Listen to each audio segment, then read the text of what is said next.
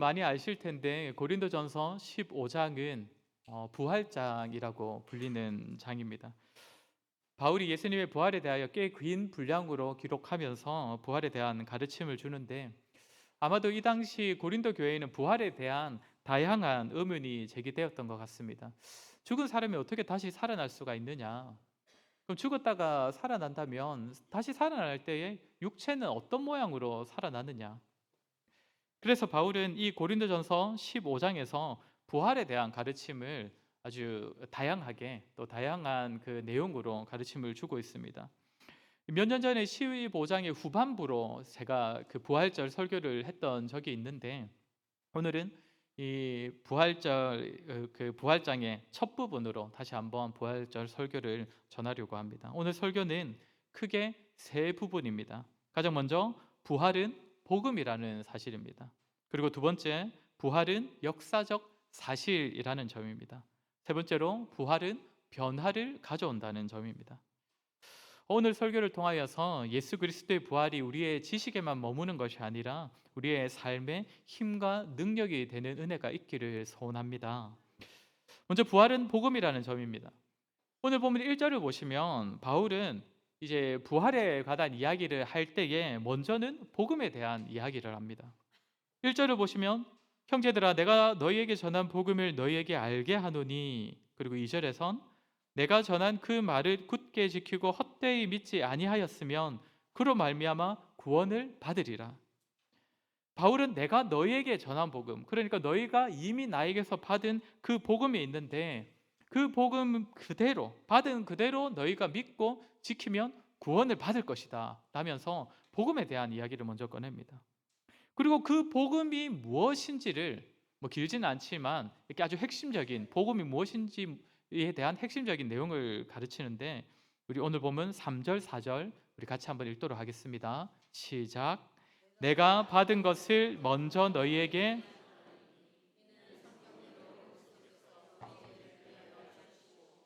장사 지낸 바 되셨다가 성경대로 사흘 만에 다시 살아나사. 어, 바울이 여기서 두 가지를 말하고 있습니다. 우리가 복음이라고 할 때에 이제 가장 중요한 두 가지 핵심, 두 기둥이라고 할 수 있는 것을 말하는데 무엇입니까? 먼저는 그리스도께서 우리 죄를 위하여 죽으셨다는 것, 그리고 장사되었다가 사흘 만에 다시 살아나셨다는 것. 그러니까 예수님의 죽으심과 부활, 이것이 곧 복음이다, 이 말을 하는 것입니다. 우리는 지난 한 주간을 주님께서 우리를 대신하여 당하신 이 고난과 수치와 십자가 죽음을 기념하면서 우리가 고난 주간으로 지켰습니다. 아마 특별기도에 참석하지 못하신 분들도 나름대로 이 고난 주간의 의미를 되새기면서 또 나름대로 의미 있는 시간을 보내셨을 것인데, 왜 교회와 성도는 종려주일과 고난 주간을 정하여서 특별한 날로 정하여 두면서 지키는 것이겠습니까? 당연히 중요하기 때문입니다. 성도가 믿는 예수님은 단지 모범적인 한 사람이 아닙니다. 이 세상에서는 예수님을 세계 4대 성인이라고 합니까? 그런데 이제 포함시켜 놓고 그분의 가르침은 참 의미가 있고 깊이가 있고, 또 그 사람이 살았던 삶은 굉장히 다른 사람들이 볼 때에 모범이 되고 뭔가 의미가 있는, 귀감이 되는 그런 삶을 살았다. 또 다른 사람을 위해 희생도 하고. 물론 맞는 말이지요. 세상 사람들이 그렇게 예수님을 성인이라고 여기면서 세상에 있는 사람들이 다 예수님을 닮아간다면 아마 이 세상은 정말 살기 좋은 그런 세상으로 아마 변할 것입니다. 그러나 그렇게 예수님을 4대 성인이라고 여기고 그분의 가르침을 따르고 그분을 닮은 모습으로 산다고 하더라도 그것이 복음을 받아들인 모습은 아닙니다. 성도에게 분명 그런 모습이 있어야 하지만 그것이 복음의 핵심은 아니라는 것이지요. 복음은 예수님께서 우리의 도덕적 모범이 아니라 우리의 죄를 사하기 위하여서 죽으셨다는 것. 우리가 지난 한 주간 살폈던 것처럼 그분이 당하신 모든 고난과 수치와 그 걸음걸음이 사실은 우리가 받아야 하는 것이지만 우리 주님께서 우리를 대신하여 우리의 죄를 위하여 다 받으셨다는 것. 그리고 그로 말미암아 우리는 이제 하나님께 의롭다 여김 받고 구원을 얻게 되었다는 사실, 그것을 받아들이고 믿는 것이 곧 복음을 받은 자의 모습이라는 것입니다. 이 예수님의 죄 사함을 고백하고 믿어야 그것이 복음으로 말미암는 믿음이라고 할 수 있는 것이지요. 그리고 또 바울이 말하는 복음의 핵심이 무엇입니까? 오늘 우리가 다루는 부활입니다. 부활. 죽으신 예수님께서 사흘 만에 다시 살아나셨다는 것입니다. 이 역시도 복음으로 말미암는 믿음에 있어서 굉장히 중요하지요. 부활하신 예수님을 믿는 자라야, 부활하신 예수님을 믿는 자라야 참 성도입니다. 우리 예수님께서는 이 땅에 계실 때 정말 많은 능력들을 행하셨습니다. 오병이어의 기적도 행하시고 물 위를 걸으시기도 하시고 죽은 자를 살리시기도 하시고 귀신도 쫓아내시고. 그런데 예수님의 부활은 그런 수많은 능력 중 하나다, 이것이 아닙니다. 성도가 예수님을 믿을 때에 예수님께서는 많은 능력을 가지신 분이심을 믿는 것이지만, 그런 차원에서 예수님의 부활을 바라본다면 그것은 복음으로서의 부활을 바라보는 것이 아니라는 것입니다. 우리 오늘 본문 조금 뒤에 나오는 이 14절 말씀 한번 같이 읽어보겠습니다. 15장 14절 말씀입니다. 시작. 그리스도께서 만일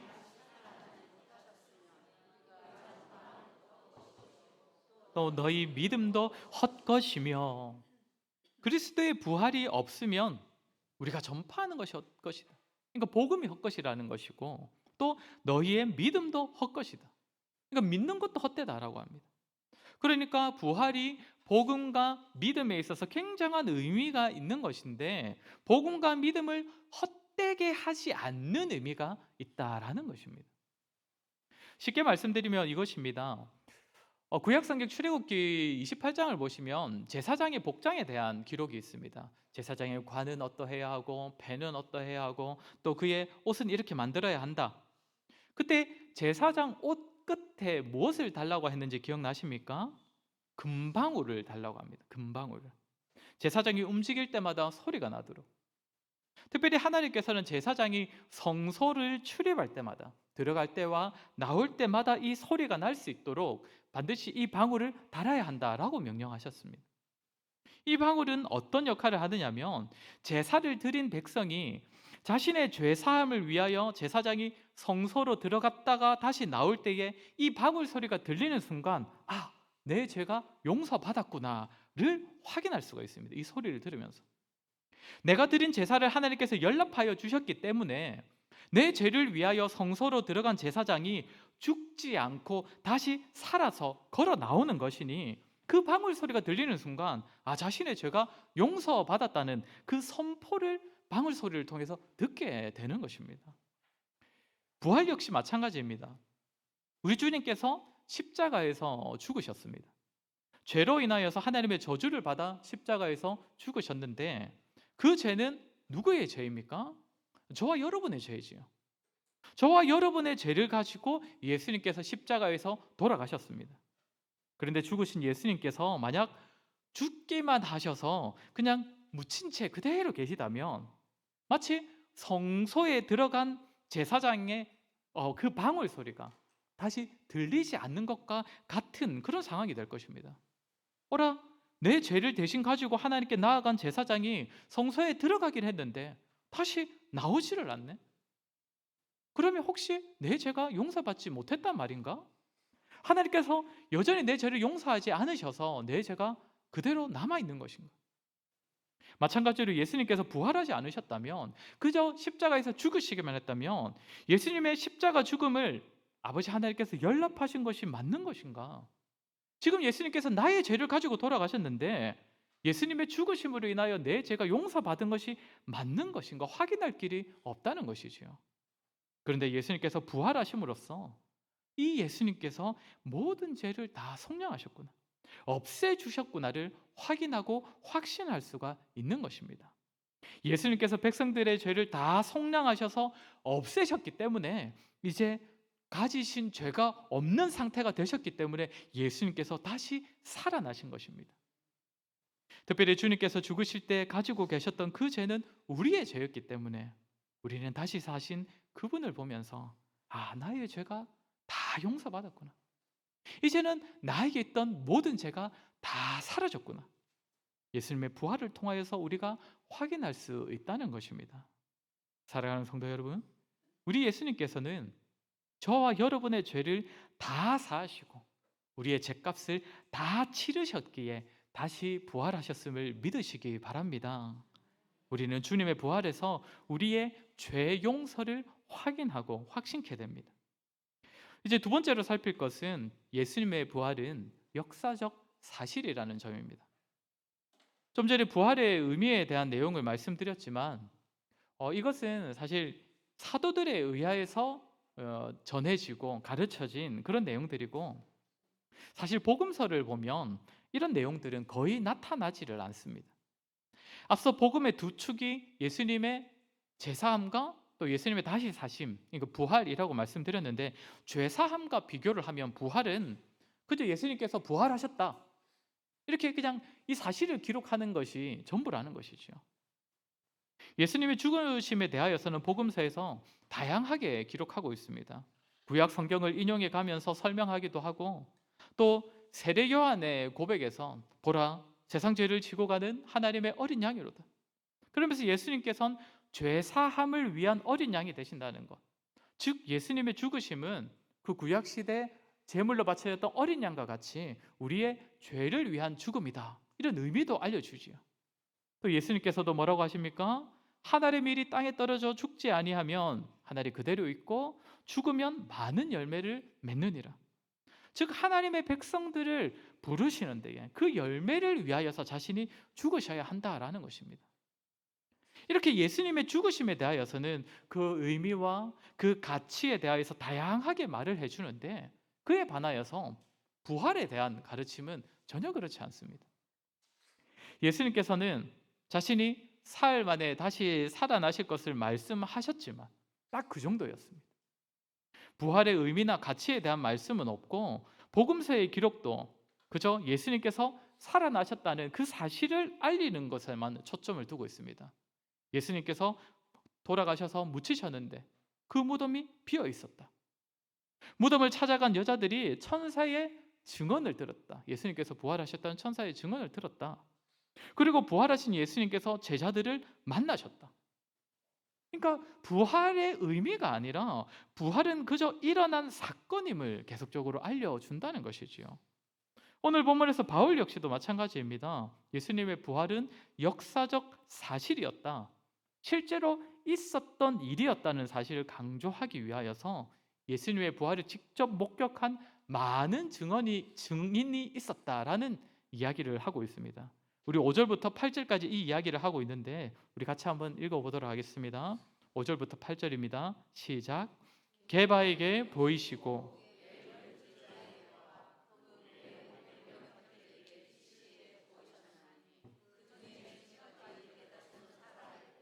어떤 사람은 잠들었으며 그 후에 야고보에게 보이셨으며 그 후에 모든 사도에게와 맨 나중에 만삭되지 못하여 난 자 같듯 내게도 보이셨느니라. 아멘. 게바, 베드로지요.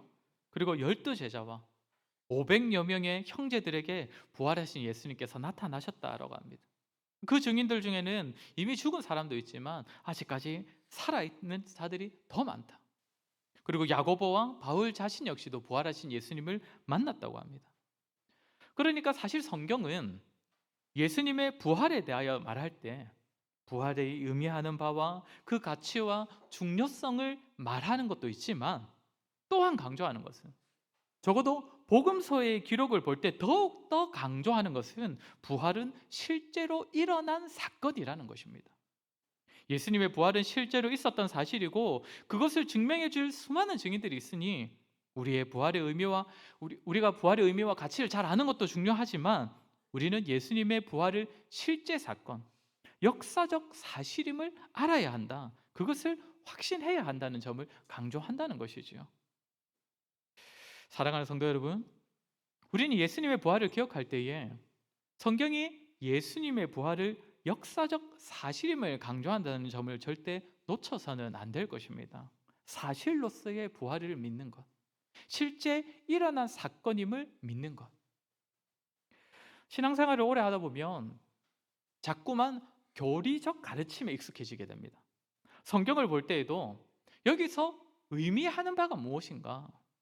이 구절을 내가 어떻게 해석하고 어떻게 적용하고 받아들여야 하는가?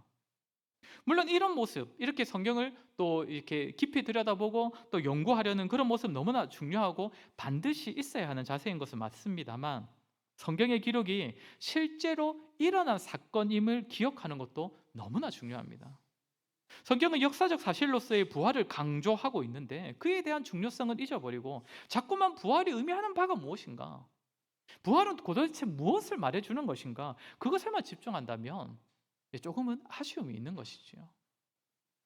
실제로 기독교 역사 가운데선 예수님의 부활은 실제 사건이 아니라 어떤 의미와 어떤 교훈을 알려주기 위한 비유 정도로 보는 그런 이단들이 있어 왔는데, 성도들 중에서도 마치 그와 비슷한 자세를 가진 사람들이 있습니다. 부활이 사실이냐 아니냐를 믿는 것은 중요하지 않다. 그게 무슨 의미인지는 알려달라. 그러면 성경은 왜 부활에 대하여서 이 부활은 실제 사건이다, 역사적 사실임을 강조하는 것일까요? 왜 예수님께서 다시 사신 부활이 역사적 사실임을 알리는 데에 초점을 두는 것이겠습니까? 죽음에서 부활하신 예수님께서는 지금도 살아계시기 때문입니다. 성도가 믿는 하나님은 과거에 계셨던 하나님, 2000년 전에 존재하셨던 예수님이 아니라 지금 내 삶에 살아계신 하나님이기 때문입니다. 사랑하는 성도 여러분, 성도의 신앙생활에 있어서 예수님의 삶을 본받고 또 그분의 가르쳐 주신 것들을 기억하고 그 삶의 의미를 아는 것, 그래서 그것을 적용하는 것 역시 너무나 중요합니다. 그러나 그것보다 더 중요한 것은 자신의 삶에서 살아계신 예수 그리스도를 만나는 것입니다. 죽으셨지만 다시 사신 예수님께서 지금도 살아계셔서 우리와 인격적으로 만나시고 성령님을 통해 우리와 교제하시고 지금도 우리의 삶을 도우신다는 사실을 기억하고 확인하며 살아가는 것이 성도의 참된 신앙생활이라는 것입니다. 성도는 단지 과거에 존재하셨던 그리스도를 본받는 존재가 아닙니다. 그분이 지금도 살아계시기에 그분과 함께 살아가고 그분 안에서 그분을 만나며 살아가는 것, 그것이 성도의 참된 신앙생활이라는 것입니다. 성도의 신앙생활의 핵심을 우리가 예배라고 많이 말을 하는데, 우리가 예배를 중요시하는 이유 역시 무엇 때문입니까? 하나님께서 정하신 그 날에, 하나님께서 정하신 명령대로 우리가 예배할 때에 하나님께서 그 자리에 임재하시겠다고 약속하셨기 때문입니다. 이 자리가 살아계신 하나님, 부활하신 그리스도를 만나는 자리이기 때문에 성도의 신앙생활의 핵심이자 중심이 바로 예배인 것입니다. 그래서 우리 신앙의 선배들은 매 주일을 부활절이라고 했습니다. 따로 정하여서 부활절을 지키는 것이 아니라 매 주일을 부활하신 예수님을 만나는 날이라고 여겼습니다. 그렇게 저와 여러분은 이 예배를 결코 가볍게 여겨서는 안 됩니다. 다양한 이유로 예배에 늦거나 예배에 빠져서는 안 되겠죠. 우리가 살아계신 하나님의 음성을 듣고 그분과의 인격적인 교제가 이루어지는 자리가 예배이기에, 게다가 하나님께서 약속하신 은혜의 자리가 특별히 주일 예배이기에 우리는 말 그대로 목숨을 걸고 예배드리기에 힘써야 하는 것입니다. 저와 여러분, 부활하신 예수 그리스도가 단지 우리의 이론과 지식에 머물지 않도록 예수님의 부활이 그저 그분께 능력 많다는 사실이 선포된 사건이 아니라 부활하셔서 살아계신 주님께서 지금도 우리의 삶에 개입하고 계시다는 사실을 기억하면서 저와 여러분, 그분과의 만남이 있는 신앙생활에 힘쓰는 자들이 되었으면 좋겠습니다. 특별히 예배와 또한 우리에게 주어진 또 다른 모임들, 개인 경건생활, 이렇게 주님 만나는 일에 힘쓰심으로써 살아계신 하나님과의 인격적인 교제가 풍성히 이루어지는 그러한 저와 여러분 되시기를 간절히 소원합니다. 그럼 마지막으로, 왜 성도가 살아계신 하나님을 기억하고 또 계속적으로 만나야 하는가? 거기로부터 성도의 변화가 시작되기 때문입니다. 성도는 하나님의 말씀을 배우고 깨닫고 예수님의 모습을 본받으면서도 변화되고 자라기도 합니다. 그러기 위해 힘써야 하지요. 그러나 궁극적인 성도의 변화는 부활하신 예수 그리스도, 살아계신 그분을 지속적으로 만날 때에 가능하다는 사실을 우리는 결코 잊어서는 안 될 것입니다. 오늘 바울은 예수님의 부활이 사실임을 증명하는 증인들이 많이 있다라고 말하면서 여기서 세 사람을 언급하고 있습니다. 12 제자와 또 500여 명의 형제들을 제하고 실제 이름을 거론하는 사람들이 있는데 게바와 야고보와 그리고 바울 자신입니다. 그런데 이 세 사람들은 어떤 사람들입니까? 우리가 이미 잘 알고 있듯이 예수님의 부활을 목격하기 전과 그 뒤가 너무나 달라진 자들입니다. 베드로는 어떤 자입니까? 우리가 고난 주간에 베드로의 모습을 살폈던 것처럼 한마디로 한다면 베드로는 실패자입니다. 자기 열심으로 예수님을 따르려다가 실패를 맛보았고 마지막에는 예수님을 저주까지 해가면서 부인했던 자입니다. 그럼 베드로의 나중은 어떠합니까? 사도행전의 기록은 전반부는 베드로를 중심으로 기록되고 있는데 수천 명이 회심하여서 하나님께 돌아오게 하는 데에 쓰임을 받았던 자가 바로 베드로입니다. 그리고 우리가 잘 아는 고넬료 사건을 통하여서 이방인의 첫 선교사라고도 불려지는 자가 베드로입니다. 부활하신 예수님을 만난 베드로의 변화를 우리가 사도행전을 통해서 알 수 있다는 것이죠. 야고보는 또 어떠합니까? 여기서 말하는 야고보는 예수님의 제자 야고보가 아닙니다. 예수님의 형제 야고보입니다. 제자 야고보는 꽤 일찍 순교를 하지 않습니까? 이 예수님의 혈육 동생인 야고보인데 이 사람이 원래 어떠했는지는 이제 성경에 기록이 없어서 우리가 전혀 확인할 수는 없지만 기록이 없기 때문에 우리가 어떠했는지를 어느 정도 유추해 볼 수는 있지 않겠습니까? 우리가 오늘날 가족을 전도하기가 더 힘들다라고 말을 하는데 아마 예수님의 혈육들도 마찬가지였을 것입니다. 야고보 입장에서도 얼마 전까지만 해도 자기의 친형이었던 자가 갑자기 그리스도다, 주님이다 하니 그것이 어디 쉽게 믿어졌겠습니까? 그래서 이전까지는 성경에서 딱히 이 야고보에 대한 기록을 하고 있지 않습니다. 그러나 이 야고보가 사도행전의 기록을 따르면 초대교회의 최초의 공의회 회장역을 맡고 있습니다. 그러니까 예수님의 그 제자들, 다른 사도들이 아니라 교회의 그 초대교회의 공적인 대표직을 맡기에 더욱 적합하다고 여겨졌던 사람이 바로 이 야고보였다라는 것입니다. 이 야고보 역시도 부활하신 예수님을 만난 이후로 달라졌다는 것이죠. 사도 바울은 우리가 말할 것도 없지 않습니까? 사도 바울은 본래 원수와 같은 자였습니다. 예수님과 교회와 성도를 핍박하는 것을 자신의 사명으로 여겼던 자입니다. 그런 바울이 살아계신 예수님을 만나고 나서는 평생을 복음을 전하고 교회를 세우는 일에 헌신하며 순교의 자리까지 나아갔습니다. 무엇을 보게 됩니까?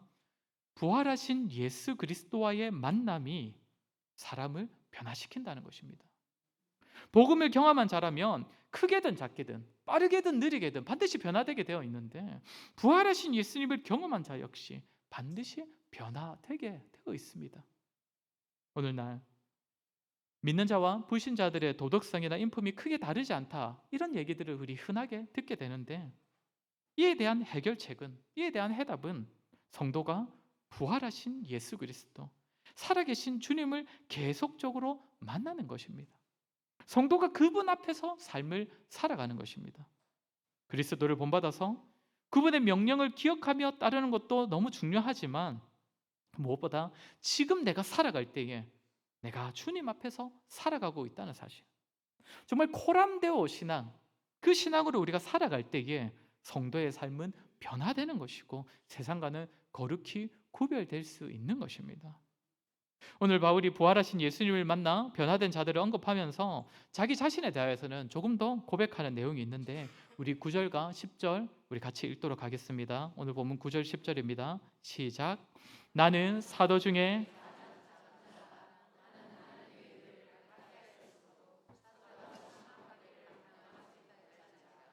그러나 내가 나 된 것은 하나님의 은혜로 된 것이니 내게 주신 그의 은혜가 헛되지 아니하여 내가 모든 사도보다 더 많이 수고하였으나 내가 한 것이 아니요 오직 나와 함께 하신 하나님의 은혜로라. 아멘. 바울은 자신의 과거만 생각을 한다면 교회를 박해하였기 때문에 사도라 불리기에 그 불림을 감당할 수 없다라고 말합니다. 그러나 하나님의 은혜로 인하여서 나는 사도로 세움받은 것이다. 그리고 또 뭐라고 합니까? 내가 다른 사도들보다 훨씬 더 많이 수고하고 있는데, 그런데 나는 그것 또한 하나님의 은혜이기 때문에 가능한 것이다 라고 말합니다. 바울은 본래 어떤 사람입니까? 이전에 예수님을 몰랐던 것만 빼놓는다면 굉장히 화려한 그런 경력을 가진 사람입니다. 바울은 유대인 출신인데 유대인 중에서도 가장 그 당시 최고의 학자라고 불렸던 가말리엘의 제자였습니다. 지식이 상당했다는 것인데, 우리가 사실 지식이 상당한 사람은 또 그 지식이 많은 자는 한편으로는 또 열정이 조금 없기 마련인데, 또 바울은 어떤 사람이었습니까? 열심히 특심인 바리새인이었습니다. 그런 바울이 이제 자신에 대하여선 어떻게 바라보고 있는 것입니까? 하나님의 은혜 없이는 나를 설명할 수가 없다. 나의 나된 것은 모두가 하나님의 은혜다. 내가 모든 사도들보다 더 수고를 하며 사역을 감당한다 하더라도 나는 사실 다른 사도들보다 더 못한 존재이다 라고 말을 하는 것입니다. 부활하신 예수님을 만난 바울은 회심하였을 뿐만 아니라 하나님의 은혜를 고백하며 자신을 낮추는 자로, 철저히 낮추는 겸손한 자로 변화되었다는 것입니다. 사랑하는 성도 여러분, 오늘 바울의 고백에 나타나는 이 바울의 성품은 오늘날 성도들에게도 참 필요한 성품이 아닐까 생각됩니다. 부활하신 주님과의 만남이 오직 은혜로 이루어졌고, 지금도 부활하신 예수님을 만나며 은혜로 살아가고 있기 때문에 나는 아무것도 아닙니다 라는 그러한 고백이 흘러나오는 것. 그래야 하나님 앞에서만이 아니라 다른 사람에 대하여서도 자신을 철저히 낮추는 모습. 나는 저 사람에 비해 정말 아무것도 아닙니다. 나는 저 사람에 비하여서 훨씬 부족하고 못난 자입니다. 하나님의 은혜로 말미암는 그러한 겸손함. 저와 여러분 역시 살아계신 예수님과 지속적인 교회를 통해 이러한 고백, 이러한 겸손한 성품으로 자라는 자들이 되었으면 좋겠습니다. 저와 여러분 오늘 들은 말씀처럼 부활하신 예수님께서 지금도 살아계시다는 사실을 기억하시는 가운데 그분과 날마다 만나기를 힘쓰는 자들 되시고, 나아가 그로 말미암아 변화되고 성숙해지는 그러한 은혜가 있기를 주의 이름으로 간절히 소원합니다. 우리 시간 말씀을 기억하며 우리 같이 한번 기도했으면 좋겠습니다. 참 부활하신 예수님을 우리의 삶 가운데 지속적으로 만나며 살아가게 해달라고 기도합시다. 무엇보다 예배드리는 일에 힘쓰고 또한 경건 생활에도 힘쓰므로써 부활하셔서 지금도 살아계신 예수님과 동행하며 교제하며 살아가게 해달라고, 그래야 우리의 모습이 성도로서 점차 변화되고 자라고 특별히 하나님과 사람 앞에서 겸손한 자로 변화되는 은혜를 허락해 달라고 우리 시간에 들은 말씀을 기억하며 우리 같이 한번 기도하도록 하겠습니다. 기도하겠습니다.